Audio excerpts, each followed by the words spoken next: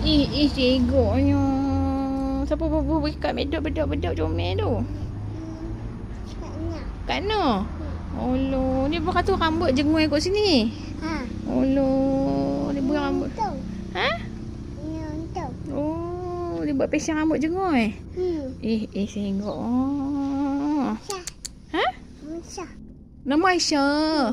Oh, nama Aisyah. Abu Aisyah nama apa? Ha?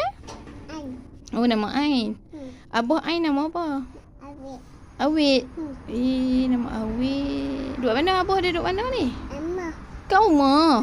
Oh, dia buat apa kat rumah? Ha? Main handset.